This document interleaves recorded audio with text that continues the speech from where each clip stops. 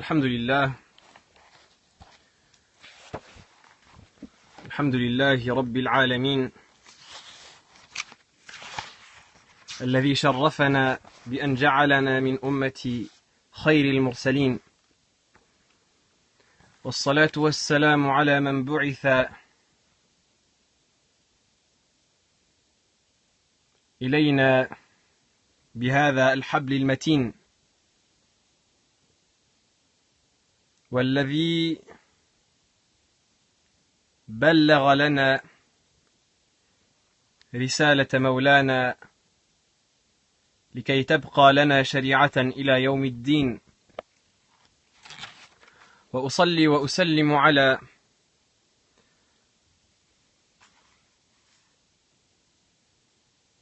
هذا النبي الشريف خاتم الأنبياء والمرسلين وعلى آله وصحبه أجمعين. أما بعد. Assalamu alaikum wa rahmatullahi wa barakatuh. Bienvenue à tous pour ce rappel exceptionnel qui est bi'idhnillahi ta'ala lié à un sujet qui est très grave, qui est la médisance, al-ghayba, qui est un sujet qui malheureusement est négligé par beaucoup de cette communauté et qui n'est pas considéré à sa juste valeur, mais qui fait partie des pires péchés qui peuvent être commis par la personne, essentiellement par sa langue. Pour la personne qui a questionné à propos de la polygamie, on verra bi'idhnillah si à la fin du sujet on pourra traiter la question entre parenthèses. Donc ce rappel-là, il est tiré Inch'Allah du livre Riyad al-Salihin de l'imam Sharaf al-Din de l'imam Yahya ibn Sharaf al-Din al-Nawawi rahimahullah ta'ala.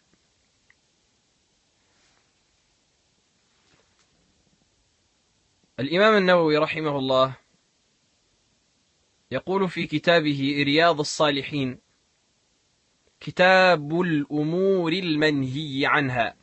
Donc l'imam al-Nawawi, il a un chapitre vers la fin de Riyad al-Salihin qui est mentionné le chapitre des choses interdites. Et le premier sous-chapitre des choses interdites, pour vous montrer l'importance et la gravité de cet acte ignoble et abominable chez les ulama, chez les savants de l'islam, les érudits. Le premier sous-chapitre dans ce grand chapitre-là des actes interdits, c'est Bab Tahrim al-Ghayba wal-Amri bi hifdh al-Lisan.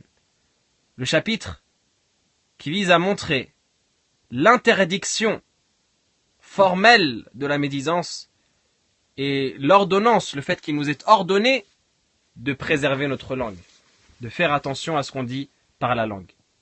قال الله تعالى, je suis désolé, je déplace le livre.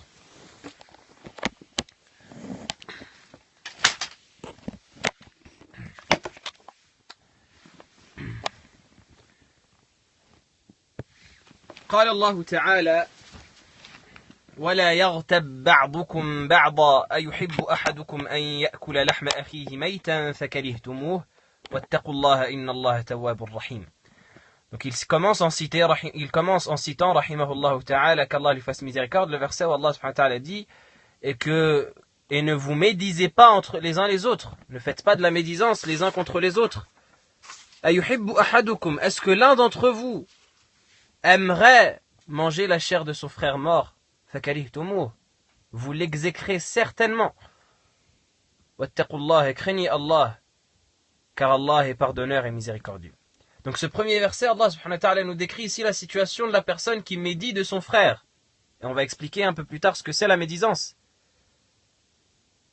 Il dit, est-ce que l'un d'entre vous aimerait manger la chair de son frère mort?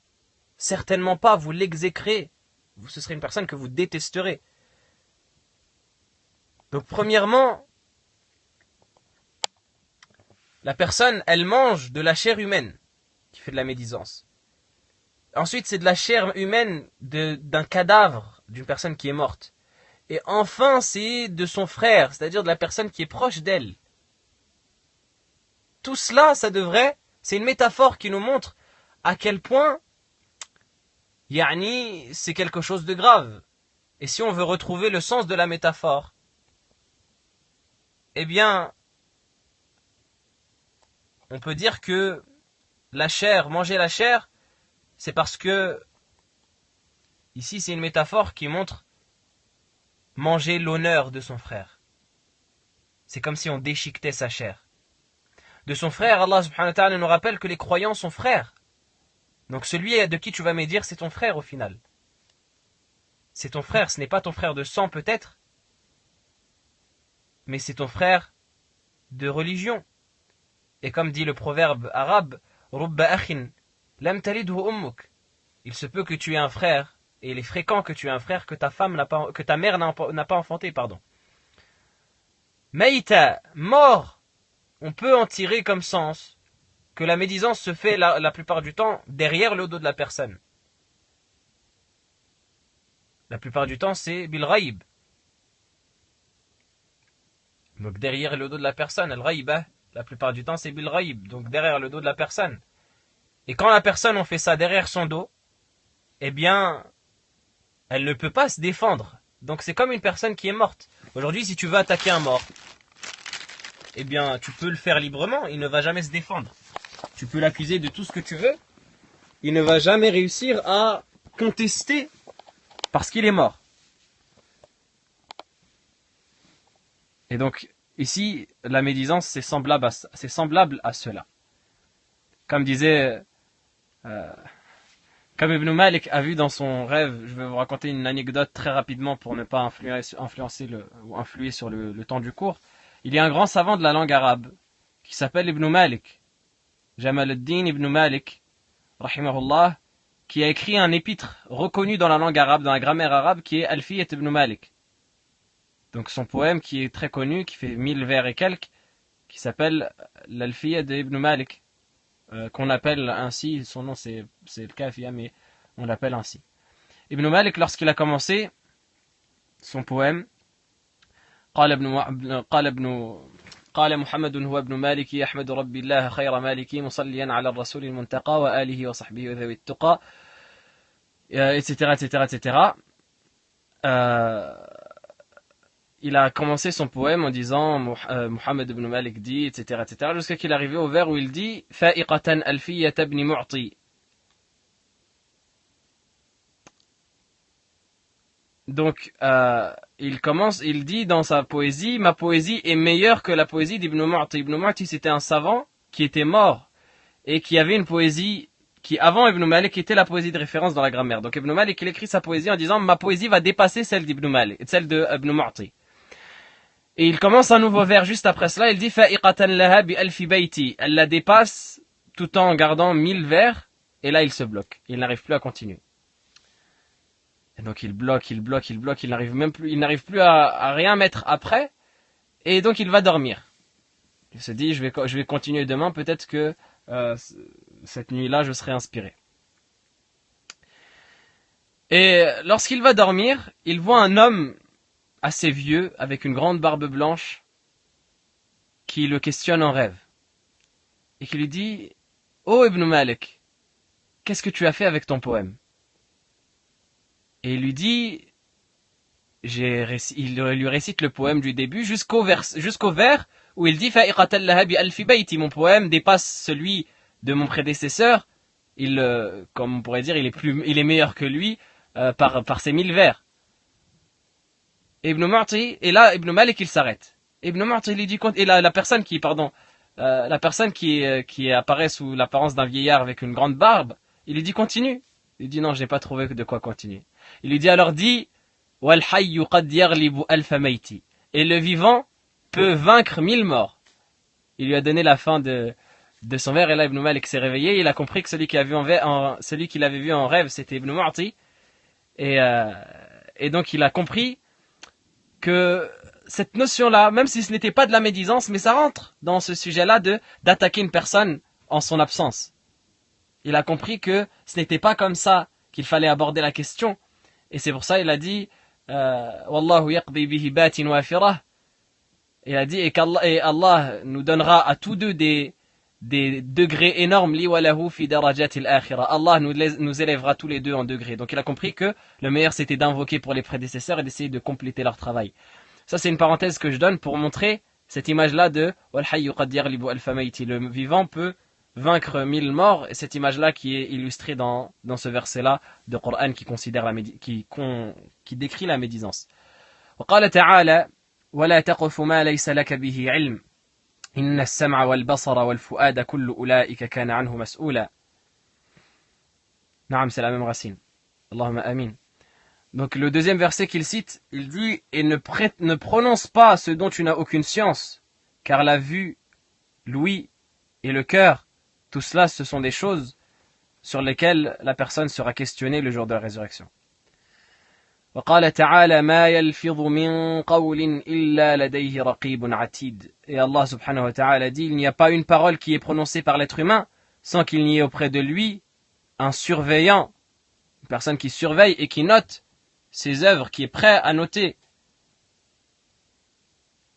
C'est-à-dire qu'il est présent. Atid, c'est qu'il est présent, et Raqib, c'est qu'il le surveille. Et c'est l'ange qui note les œuvres de la personne.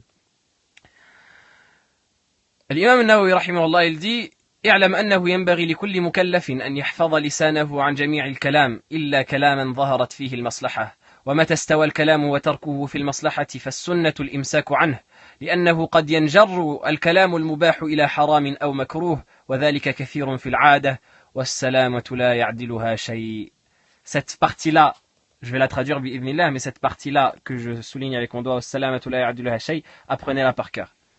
Normalement, on apprend toutes ces paroles-là par cœur, mais celui qui ne peut pas ces 4 mots, ils sont à apprendre par cœur.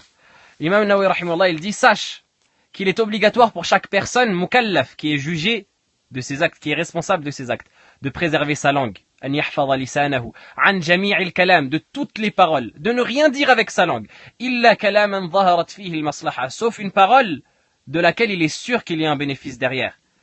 À chaque moment où il voit que la personne elle voit que parler ou ne pas parler, bien ça revient à la même chose. Ça veut dire que parler c'est peut-être autorisé, mais ne pas parler aussi ça ne changerait rien. Il dit la sunna c'est de ne pas parler. Allahu Akbar. Il dit à partir du moment où tu vois que parler et ne pas parler, c'est la même chose, eh bien la meilleure chose, c'est de ne pas parler. La sunna, c'est de ne pas parler. Parce que les paroles autorisées, elles peuvent pousser la personne vers le haram. Tu peux commencer en disant des paroles autorisées, tu vas parler, jusqu'à que tu vas tomber dans le haram. Hein? Par exemple, tu commences à parler d'un tel, et qu'est-ce qu'il fait dans la vie, et tout ça c'est permis. Donc ça reste dans l'autorisé, on va le voir, Inch'Allah, la distinction entre les paroles autorisées et la médisance. Tu commences à parler d'un tel, qu'est-ce qu'il fait dans la vie, est-ce qu'il s'est marié, est-ce qu'il a eu des enfants, etc., etc. Et là, tu commences à évoquer son passé. Et là, tu commences à évoquer ses défauts. Et là, tu commences à évoquer ses péchés. Et à parler sur lui. Tu dis non, mais moi, attention, moi, je veux pas de médisance. Mais, et tu parles quand même sur lui. Al-kalam al-mubah. قد ينجر الكلام المباح إلى حرام أو مكروه. Les paroles autorisées à la base peuvent pousser aux paroles interdites ou aux paroles détestables. وذلك كثير في العادة. Ibn Nawawi rahimahullah, il dit, et cela arrive très souvent, habituellement, والسلامة لا يعدلها شيء. Et voilà la partie que je vous ai conseillé d'apprendre. السلامة, le fait d'être sauvé, لا يعدلها شيء. Rien n'est semblable, rien n'est égal au fait d'être sauvé, d'être préservé. C'est-à-dire que le fait de ne pas mettre sa personne dans une position difficile, le fait de ne pas mettre sa personne dans une position où on va voir quelque chose à nous reprocher, eh bien, c'est ça, as-salam. Et ce statut-là de salam, on n'aura rien à se reprocher, on sera innocent de tout, eh bien, c'est un statut que rien n'égale, auquel rien n'équivaut. L'imam Nawawi, rahimahullah, il te dit, sache que si tu ne parles pas, tu te préserves, dans toutes les manières. De toutes les manières, tu te préserves. Donc, cette préservation-là, c'est un trésor inestimable. Et il y a certains chouyours qui étaient connus, et c'est évoqué même dans leur biographie, pour ne jamais parler sauf lorsqu'ils donnaient un cours. Yani c'est des chouyours, ils ne parlaient pas. Les seuls moments où ils parlaient, c'était pour prononcer de la science ou pour ordonner le bien et interdire le mal. Sinon, dans les discussions habituelles, ils ne parlaient pas. Ils étaient silencieux, muets. Ils ne parlaient pas. Et bien sûr, c'est ce qu'on dit, c'est il ne faut pas, on n'appelle pas à rester muet, mais on montre que les discussions aujourd'hui à notre époque, elles sont tellement facilement euh, détournables et facilement influençables par des sujets qui ne sont pas bons que le meilleur c'est de rester muet. Et comme on va le voir, bi'idhnillah, le prophète sallallahu alayhi wa sallam, il dit, justement, c'est le hadith qui vient juste après, وعن أبي هريرة رضي الله عنه عن النبي صلى الله عليه وسلم قال من كان يؤمن بالله واليوم الآخر فليقل خيرا أو ليصمت متفق عليه. Celui qui croit en Allah et au jour dernier, le prophète sallallahu alayhi wa sallam, il dit qu'il dise du bien ou qu'il se taise. Ce hadith-là, il te montre, c'est une base. On va le voir dans les 40 hadiths de l'imam al-Nawawi pour ceux qui suivent les cours hebdomadaires. C'est une base dans le fait de préserver sa langue, de toutes les choses qu'on pourrait prononcer, tant qu'on n'est pas sûr que ce sont des choses qui sont positives. Avant de prononcer une parole, pose-toi la question, est-ce que c'est une chose qui va me rapprocher d'Allah ou pas? Si c'est une chose qui va te rapprocher d'Allah, prononce-la. Si c'est une chose qui ne va pas te rapprocher d'Allah, alors le meilleur c'est que tu ne la prononces pas. Si c'est une chose qui va t'éloigner d'Allah, alors prends garde à la prononcer. Que ce soit une chose détestable ou une chose interdite.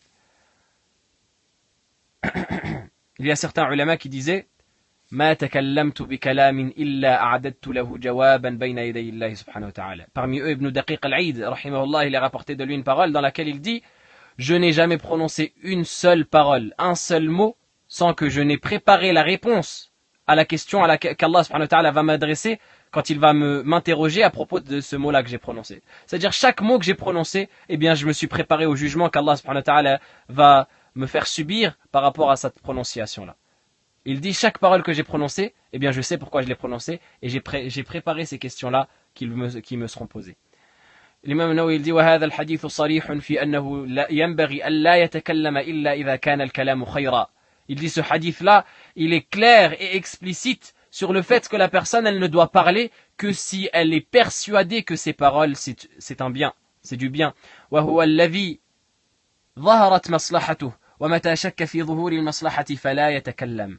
Il dit les paroles bénéfiques, c'est celles dont on est sûr qu'elles sont bien. On est sûr, c'est totalement clair que c'est des paroles qui sont bénéfiques. À partir du moment, l'imam Nawawi rahimahullah, il dit, où la personne elle doute, est-ce que c'est des paroles qui sont bénéfiques ou pas, eh bien elle ne parle pas. وعن أبي موسى رضي الله عنه قال قلت يا رسول الله أي المسلمين أفضل قال من سلم المسلمون من لسانه ويده.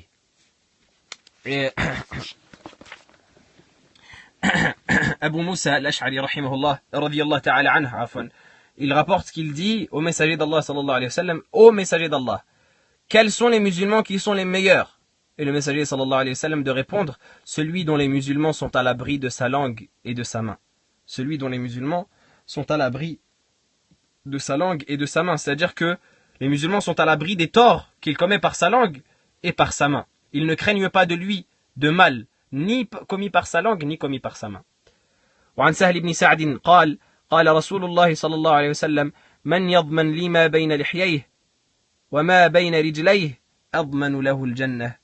Il dit Sahl ibn Sa'd, il rapporte que le messager d'Allah sallallahu alayhi wa sallam a dit celui qui me garantit ce qu'il y a entre ses deux joues, entre les deux côtés de sa lèvre, de sa bouche, pardon, لحييه وما بين رجليه, c'est ce qu'on pourrait traduire par ses deux mâchoires. Rijlayh, c'est ce qu'il y a entre ses deux jambes. Admanu lahu al-jannah, je lui garantis le paradis. Muttafaqun alayhi, rapporté par Al-Bukhari et Muslim. Le prophète sallallahu alayhi wa sallam, il dit celui qui arrive à me garantir qu'il ne prononcera par sa langue que des choses licites et qu'il ne commettra par sa partie intime, donc ce qu'il y a entre ses jambes, que des choses licites et pas des choses illicites, eh bien je lui garantis le paradis. La médisance, c'est al-ghaibah en arabe, al-ghaibah. وعن أبي هريرة رضي الله عنه أنه سمع النبي صلى الله عليه وسلم يقول إن العبد لا يتكلم بالكلمة ما يتبين فيها يزل بها إلى النار أبعد مما بين المشرق والمغرب. متفق عليه. De rien, avec plaisir.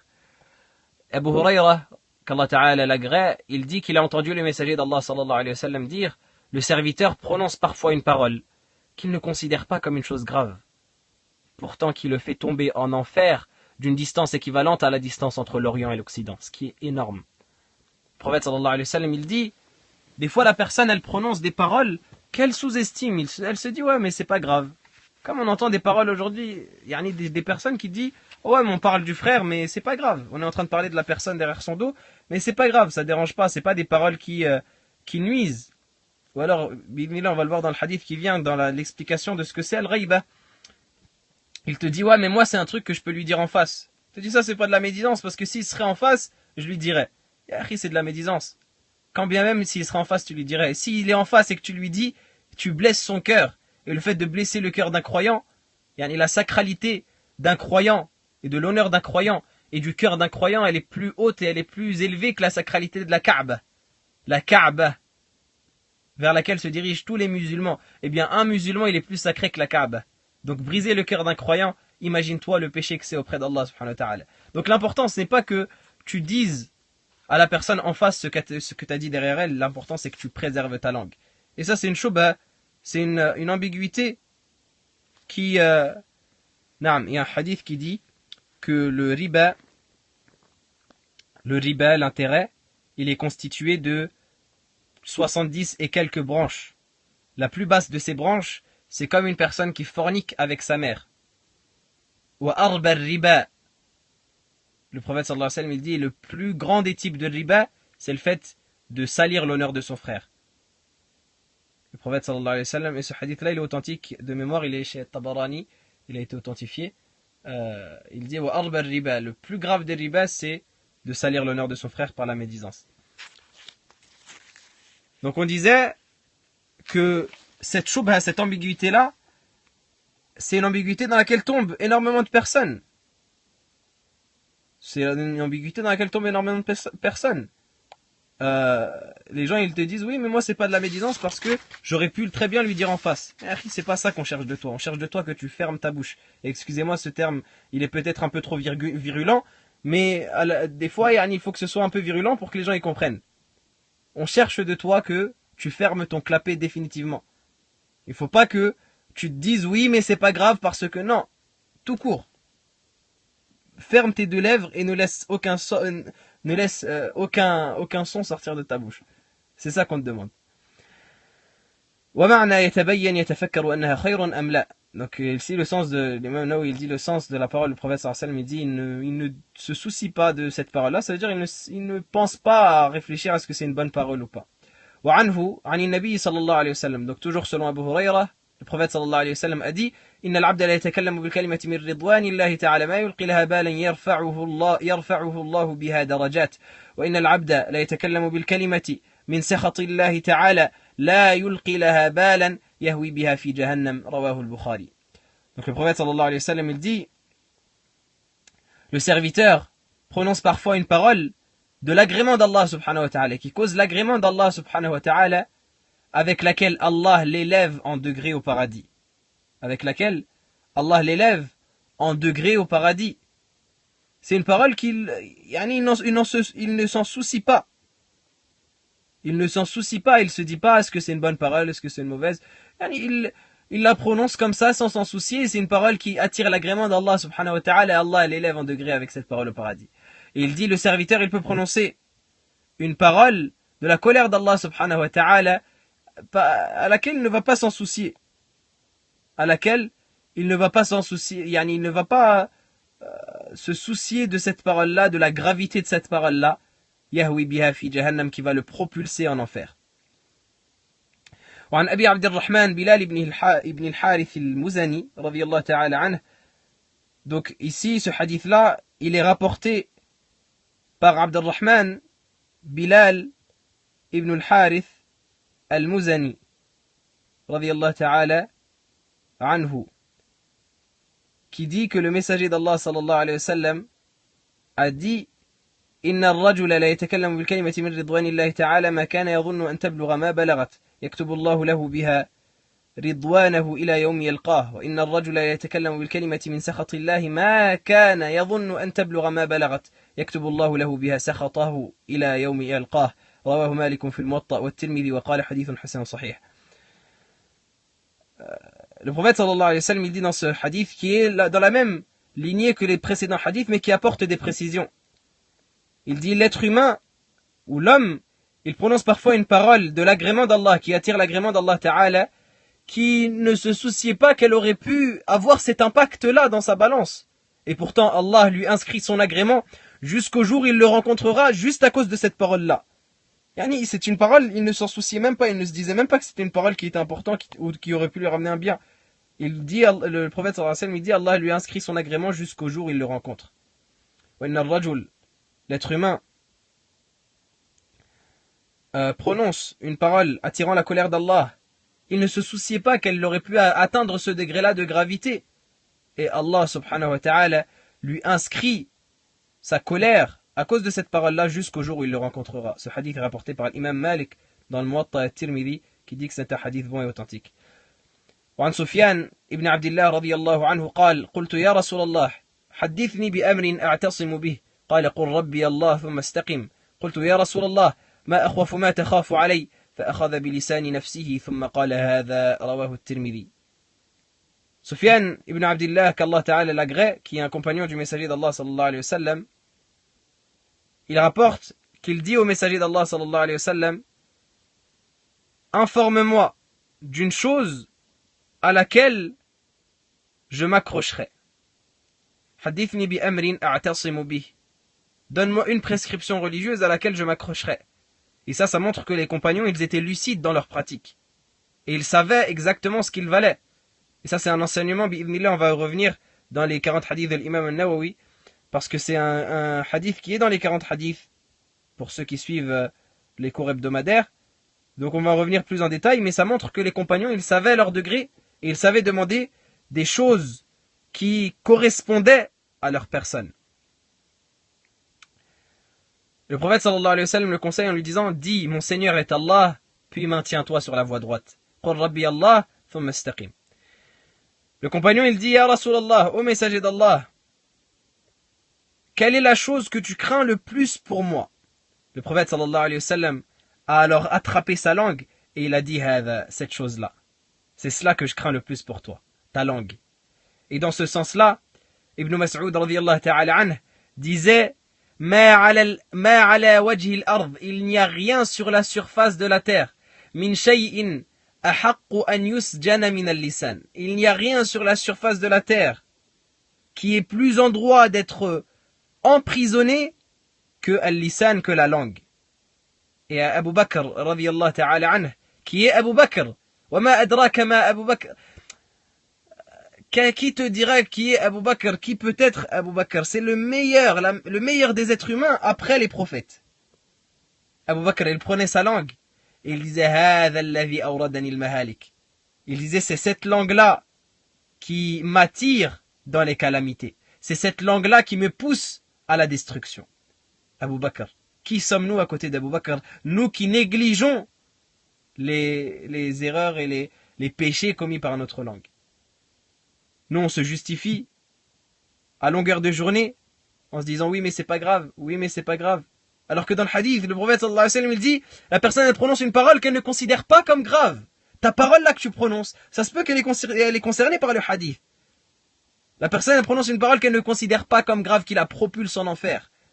Dans le premier hadith, d'une distance équivalente à la distance entre l'Orient et l'Occident. Dans le deuxième hadith, Allah lui inscrit sa colère jusqu'à qu'il le rencontre. Imagine-toi, tu vis ta vie jusqu'à la fin de tes jours et la colère d'Allah est inscrite pour toi. Jusqu'à que tu le rencontres. Donc ça doit nous inciter à fermer nos bouches. Ça va être la morale de l'histoire pour ce soir, qu'on ferme tous nos bouches. وعن ابن عمر رضي الله عنهما قال رسول الله صلى الله عليه وسلم لا تكثروا الكلام بغير ذكر الله فإن كثرة الكلام بغير ذكر الله تعالى قسوة للقلب وإن أبعد الناس من الله القلب القاسي رواه الترمذي. وهذا الحديث والله من الحديث التي تبكي. Et ce hadith-là, il fait partie des hadiths qui font pleurer, wallahi. Ibn Umar, qu'Allah Ta'ala l'agrée ainsi que son père, il rapporte que le messager d'Allah sallallahu alayhi wa sallam a dit, n'excédez pas dans les paroles, ne commettez pas d'excès de paroles, ne parlez pas trop dans autre chose que l'évocation d'Allah. Et rentre dans l'évocation d'Allah la science, rentre dans l'évocation d'Allah le rappel, rentre dans l'évocation d'Allah le fait d'ordonner le bien, le fait d'interdire le mal. N'augmentez pas, ne multipliez pas les paroles dans autre que l'évocation d'Allah, parce que l'excès de paroles dans autre que l'évocation d'Allah rend les cœurs durs. Yani subhanallah, j'aimerais faire une parenthèse. Bien sûr, ce n'est pas pour vous blâmer directement, mais c'est un comportement qu'on retrouve énormément sur Periscope. Lorsqu'on est en train de parler de choses importantes, on a des gens qui plaisantent et qui rigolent. Est-ce que vous plaisantez, vous rigolez de la parole d'Allah, ou est-ce que vous êtes comme ceux qui, lorsque le Coran était récité, se détournaient du Coran en rigolant? Parce que dans le Coran, Allah subhanahu wa ta'ala nous rapporte que les polythéistes, pour combattre le Coran et pour combattre la récitation du Coran, ils disaient chanter et danser et rigoler et plaisanter pour ne pas écouter ce Coran. Walghaw fihi. Il disait La tasma'u li hadha al-Qur'ani walghaw fihi. N'écoutez pas ce Coran et jouez et plaisantez la'allakum taghliboun. Peut-être vous surmonterez vous, peut-être que vous serez vainqueur par rapport à ce Coran là. Donc les gens qui sont sur Periscope et qui discutent dans les discussions en plaisantant, etc. Questionnez-vous, yani, pourquoi vous êtes dans ce salon-là. Il y a d'autres salons pour plaisanter si vous voulez. Non, comme je dis, je ne blâme pas la personne.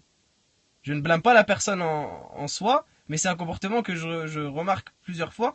Il y a des salons qui sont faits pour plaisanter, il y a des salons qui sont faits pour évoquer Allah subhanahu wa ta'ala et pour se rappeler le jour dernier. C'est des salons où normalement on doit plus pleurer que rigoler. Le prophète sallallahu alayhi wa sallam, quand il faisait des rappels aux compagnons, il disait Law ta'lamuna ma a'lam. Si vous saviez ce que je sais, la bakaytum kathira. La bakaytum kathira, il disait, vous auriez pleuré et là abondamment, wa la dhahiktum qalila, et vous auriez ri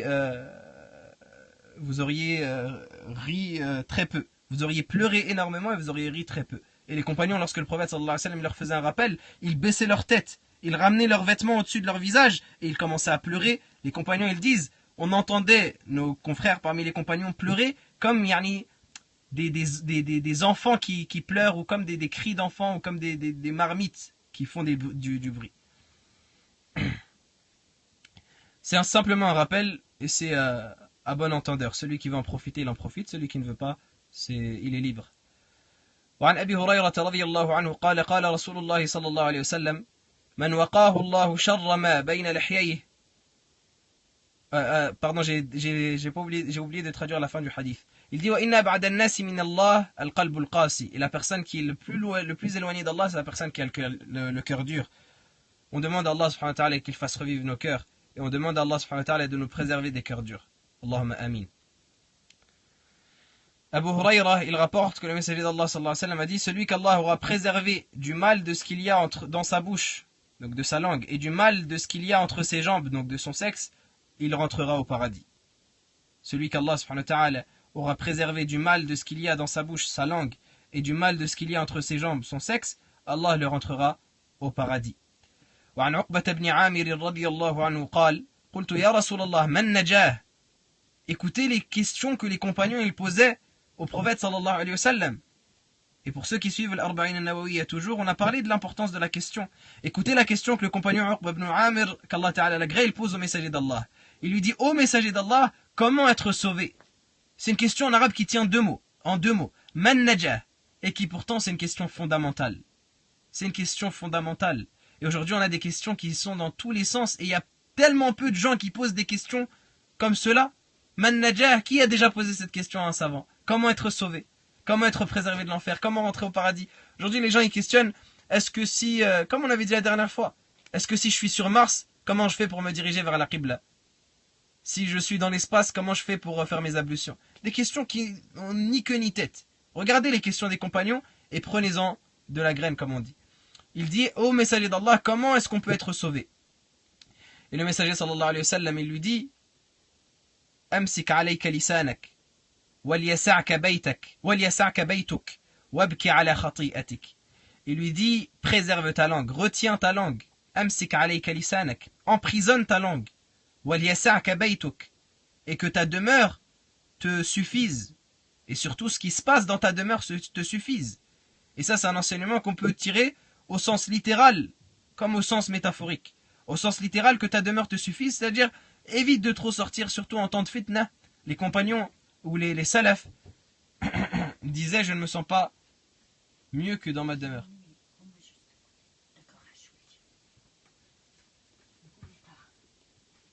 Et le prophète sallallahu alayhi wa sallam, les salafs, ils tiraient cet enseignement des paroles du prophète sallallahu alayhi wa sallam en restant dans leur demeure. Et ils disaient, je ne me sens pas meilleur que dans ma demeure, et surtout dans les temps de fitan, dans les temps de troubles. Et on peut en tirer également en sens métaphorique, c'est-à-dire que te suffisent les affaires qui se passent dans ta demeure, que te suffise la situation de ta famille, que te suffise ce qui se passe dans ta demeure. Les gens aujourd'hui vont s'intéresser à ce qui se passe chez les autres avant même de regarder ce qui se passe dans leur demeure. Tous ces sens-là peuvent être tirés de la parole prophétique. Wallahu ta'ala a'lam. Aujourd'hui, on a des gens qui se postent à leur fenêtre, qui regardent et qui épient les moindres faits et gestes de leurs voisins, alors que eux-mêmes leur maison elle est en feu. C'est comme s'il y avait un incendie dans sa maison et que lui il est en train de regarder le briquet qu'allume son voisin. Et le prophète sallallahu alayhi wa sallam dit wabki ala khati'atik, et pleure pour tes erreurs. Reste dans ta demeure et pleure pour tes erreurs. Médite sur tes erreurs et pleure. Certains salafs disaient le fait d'être sauvé réside dans le fait que la personne réserve des horaires où elle se pose avec elle-même dans une pièce et elle médite sur ses erreurs et elle en demande pardon. Certains salafs disaient il est important, il est obligatoire pour chaque personne d'avoir ces moments-là où elle se retrouve avec elle-même et qu'elle médite sur ses erreurs et qu'elle en demande pardon. وعن أبي سعيد الخدري رضي الله عنه. Pour la personne qui demandait le livre, on l'a précisé en début de séance, c'est Riyad al-Salihin de l'imam Nawawi, le jardin des vertueux, chapitre de l'interdiction de la médisance. وعن أبي سعيد الخدري رضي الله عنه عن النبي صلى الله عليه وسلم قال إذا أصبح ابن آدم فإن الأعضاء كلها تكفر اللسان تقول اتق الله فينا فإنما نحن بك فإن استقمت استقمنا وإن اعوججت اعوججنا رواه الترمذي. ومعنى تكفر اللسان أي تذل وتخضع له. L'imam Nawawi il cite après cela un hadith où il dit le prophète sallallahu alayhi wa sallam a dit selon Abu Sa'id al-Khudri qu'Allah ta'ala l'agrée, le prophète sallallahu alayhi wa sallam a dit lorsque le fils d'Adam arrive au matin, les membres du fils d'Adam, tous les membres de la personne se soumettent à la langue. Et dans une autre explication que les savants ont donnée, ils blâment la langue. Ici la parole du prophète sallallahu alayhi wa sallam tukaffiru lisan, elle peut être comprise dans deux sens. Soit comme l'imam Nawawi l'a dit, c'est les membres qui déclarent leur soumission à la langue, qui disent nous sommes par toi, comme on va le voir dans la suite du hadith. Soit les membres blâment la langue.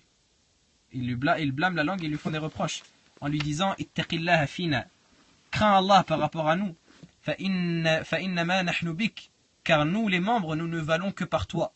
Fa in istaqamta istaqamna, si tu es droite, toi la langue, nous serons droites, nous serons droits nous les membres. Wa in i'wajajt, et si tu es tortueuse, toi la langue, tu es déviante, eh bien nous serons, nous les membres, tortueux et déviants. Donc ce hadith-là, il montre que la majeure partie des actes de la personne, eh bien, et des membres, ils sont influencés par la langue. À partir du moment où la langue est bonne et la langue est droite, eh bien les membres de la personne seront droits et vice-versa. Et on va terminer avec ce hadith, selon Abu Hurairah, radiyallahu ta'ala anhu, que le messager d'Allah sallallahu alayhi wa sallam a dit Atadruna mal ghaybah, savez-vous ce qu'est la médisance? Qalu Allahu wa rasuluhu a'lam. Naam, pour la question. Je t'écoute. Enfin, je te lis. Qalu Allahu wa rasuluhu a'lam. Le prophète sallallahu alayhi wa sallam a questionné les compagnons en disant est-ce que vous savez ce que c'est la ghaybah? Et c'est là où on arrive à justement ce qu'on voulait, à la définition de la ghaybah. Les compagnons disent Allah et son messager savent mieux. Malgré le fait que les compagnons ils savaient très bien ce que c'est la langue arabe. Une personne qui ne fait pas de péché, ça existe. Non. Une personne qui ne fait pas de péché, ça n'existe pas au sens technique. Les prophètes étaient préservés des grands péchés ou des péchés mineurs faits volontairement. Mais sinon, aucun être humain n'est préservé de tous les péchés. Et le prophète sallallahu alayhi wa sallam a dit Kullu ibni Adam khata wa khayrul khata'in at-tawwabun. Il a dit tous les fils d'Adam sont des pécheurs et les meilleurs de ceux qui font des péchés sont ceux qui se repentent. Et le prophète sallallahu alayhi wa sallam a dit Law lam tudhnibu la dhahaba Allahu bikum wa la ata biqawmin yudhnibuna fayastaghfiruna fayaghfiru lahum. Il a dit si vous ne commettiez pas de péché, Allah vous aurait détruit et aurait ramené un peuple qui commet des péchés, qui demande pardon et Allah leur pardonne. Donc l'être humain, il est né, il a cette envie en lui innée de transgresser qu'on doit absolument contenir. Et à partir du moment où on cède à cette envie-là, qui nous est demandé bien sûr de contenir et de régir, eh bien, à partir du moment où on cède à cette envie-là, et qu'on franchit les limites qu'Allah subhanahu wa ta'ala a placées, on se doit automatiquement de se repentir. Allah subhanahu wa ta'ala dit وَالَّذِينَ اتَّقَوْا إِذَا مَسَّهُمْ طَائِفٌ مِّنَ الشَّيْطَانِ تَذَكَّرُوا فَإِذَا هُمْ مُبْصِرُونَ. Il dit ceux qui ont cru, ceux qui ont eu la piété, lorsque Shaitan les touche par une certaine iniquité, par une certaine perversité, eh bien ces gens-là, ils se remémorent directement Allah et ils sont alors voyants. Ils se détournent de ce péché-là. Taïb. Donc on revient au hadith où le prophète sallallahu alayhi wa sallam, il questionne les compagnons en disant: est-ce que vous savez ce que c'est le ghaiba? Est-ce que vous savez ce que c'est la médisance? Et le prophète sallallahu alayhi wa sallam dit: Allah et son messager savent mieux. Qu'est-ce que j'ai dit? Pardon. Les compagnons disent au messager sallallahu alayhi wa sallam: Allah et son messager savent mieux. Le prophète sallallahu alayhi wa sallam dit: dhikruka akhaka bima yakrah. La médisance, c'est le fait d'évoquer ton frère par ce qu'il déteste, par ce qu'il n'aime pas. Il dit, les compagnons dirent: afara'ayta in kana fi akhi ma aqul. Un des compagnons dit: est-ce que qu'est-ce que tu considères? Regarde, si on est dans une situation où on dit de notre frère ce qui est véritablement lui.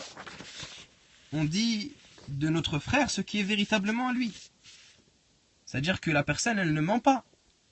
Une personne, elle n'est pas généreuse, elle est avare, et bien on va dire d'elle qu'elle est avare. Le prophète sallallahu alayhi wa sallam, il dit: in kana fihi ma taqul faqad irtabtah wa in lam yakun fihi ma taqul faqad bahattah. Rawahu Muslim. Il dit: s'il y a véritablement cette personne-là, ce que tu dis, ce que tu prétends, alors c'est de la médisance. Et s'il n'y a pas en cette personne-là ce que tu prétends, alors c'est de la calomnie, c'est encore pire que la médisance. C'est du mensonge qui est en plus prononcé et proféré pour médire. C'est encore pire que la médisance. Donc c'est un péché qui est extrêmement grave. C'est un péché qui est extrêmement grave, d'autant plus que le musulman est sacré. L'honneur du musulman est sacré. Le sang du musulman est sacré. Les biens du musulman sont sacrés. On ne se doit pas d'atteindre au bien du musulman et à l'honneur du musulman par quoi que ce soit, même par la langue. Et des gens aujourd'hui négligent ce péché-là. Te dis: Akhi, moi ce que je dis dans ce frère-là, c'est la vérité. Ou comme on a dit tout à l'heure, je pourrais lui dire en face.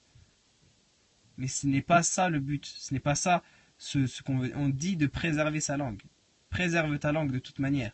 Ne prononce qu'une chose qu'Allah subhanahu wa ta'ala agrée de toi. Et dont tu sais qu'Allah subhanahu wa ta'ala va te rapprocher de lui par cette parole-là. À partir du moment où cette parole-là que tu vas prononcer, elle n'a pas ces critères, alors ne la prononce pas. Et malheureusement, dans notre société, et c'est un fait, désolé, c'est pas pour tomber d'un cliché, mais c'est un fait, énormément chez les femmes. Les femmes, on passe leur discussion dans le qil wa qal. Un tel a dit, un tel a dit. Le prophète sallallahu alayhi wa sallam a dit dans le hadith: Inna Allah yuhibbu lakum thalathan wa yakrahu lakum thalatha. Il a dit: Allah vous aime 3 choses et déteste pour vous 3 choses. Et parmi les 3 choses qu'il a citées, il a dit: qil wa qal wa kathratu su'al wa ida'atu al-mal. Il a dit c'est qil wa qal, les ragots. Wa kathratu su'al, l'excès de questions. Wa ida'atu al-mal, le fait de dépenser et de gaspiller l'argent. Je te lis pour ta question. Écris là, Inch'Allah. Et on va terminer juste avec ce hadith-là, car il est très important. Et justement, il mentionne cette médisance-là qui est malheureusement fréquente chez les femmes. Gaspillage dans le sens de dépenser son argent dans l'excès de choses, même si c'est halal. Un des poètes maliki disait: وَالسَّفَهُ التَّبْذِيرُ لِلْأَمْوَالِ فِي شَهْوَةٍ وَلَذَّةٍ حَلَالِ. Le fait de dépenser l'argent dans l'excès. On termine avec ce hadith. وعن عائشة رضي الله عنها قالت: قلت للنبي صلى الله عليه وسلم حسبك من صفية كذا وكذا. حسبك من صفية كذا وكذا.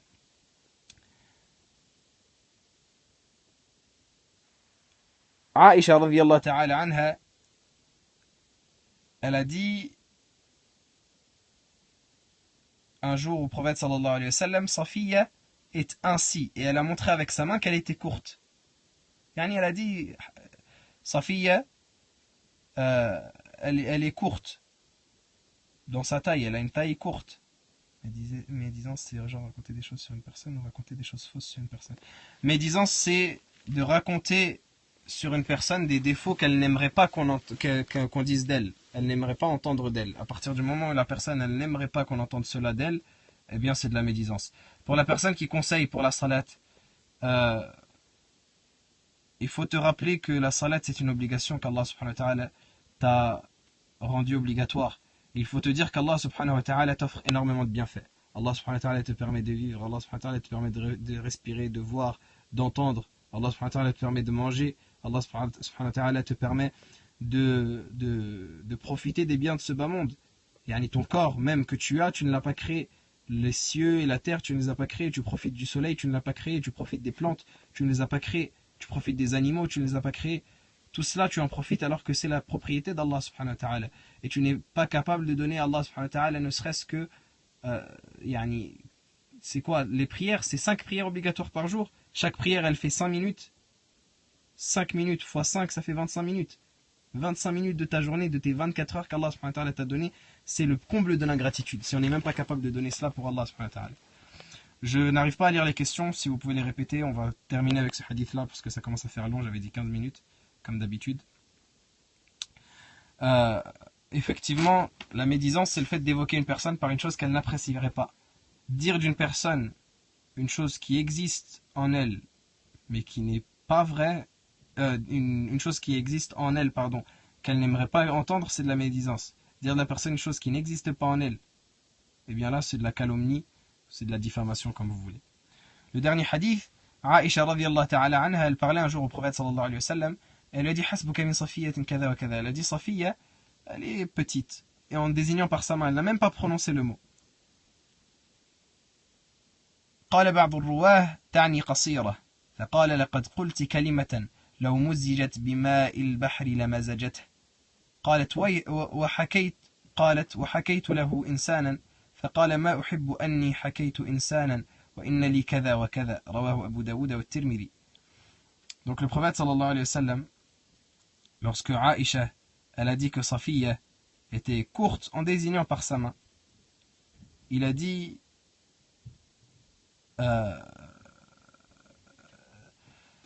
tu as dit une parole, tu as prononcé une parole qui, si elle avait été mélangée à tous les océans, elle les aurait pourris. Elle les aurait rendus, je sais pas comment on peut dire ça, elle les aurait complètement salis, complètement souillés. Alors que c'est une seule parole. Et c'est une seule parole dans laquelle elle a dit que sa fille était courte. Elle était, petite de taille. C'était une personne qui n'était pas grande. Non, mais elle les aurait pollués. Elle a dit que sa fille, elle n'était pas grande. Elle n'a pas dit quelque chose qu'on pourrait considérer, nous, à notre époque, comme quelque chose de grave. Elle n'a pas parlé d'un défaut de sa fille, elle n'a pas parlé d'une mauvaise parole que sa fille a tenue. Elle a simplement dit que sa fille était petite. Et le prophète sallallahu alayhi wa sallam a dit, tu as dit une parole qui est tellement mauvaise que si elle avait été mélangée à tous les océans, juste cette parole-là, elle les aurait entièrement pollués, entièrement pourris. Que dire des personnes qui parlent les unes sur les autres aujourd'hui et qui vont jusqu'à mettre en garde contre des personnes qui sont des personnes pieuses, des personnes religieuses. C'est-à-dire déjà, Ibn al-Qayyim rahimahullah, il dit dans des paroles, il dit médire d'une personne de la masse, c'est manger sa chair comme si on mangeait sa chair alors qu'elle était morte. Alors, que dire d'une personne qui en plus est pieuse? Sa chair elle est empoisonnée comme on dit. طيب هذا والله تعالى أعلى وأعلم صلى الله وسلم وبارك على نبينا محمد وعلى آله وصحبه أجمعين نسأل الله تعالى أن ينفعنا بما علمنا وأن يعلمنا ما جهلنا وأن يزيدنا علما يا أكرم الأكرمين يا رب العالمين. On demande à Allah subhanahu wa ta'ala qu'il nous apporte bénéfice de ce qu'on a appris, qu'il nous rajoute de la science qu'on ne connaît pas et qu'il nous apprend davantage de science. Allahu ta'ala a'lam. Je suis encore plus mal que vous. Je suis encore plus mal que vous. Inch'Allah. Akhi qui demande une dua pour sa mère. Bi'idhnillah, on invoquera bi'idhnillah Allah subhanahu wa ta'ala pour toi. Et comme je précisais, revenez vers Allah subhanahu wa ta'ala tous. La morale de cette assise-là que vous pourrez retenir après de fermer sa bouche, c'est de revenir vers Allah. Allah subhanahu wa ta'ala, il est accueillant au repentir. Allah subhanahu wa ta'ala, il accepte le repentir de celui qui se repent lorsqu'il se repent. Il accepte l'invocation de celui qui invoque lorsqu'il l'invoque. Donc revenez vers Allah subhanahu wa ta'ala et repentez.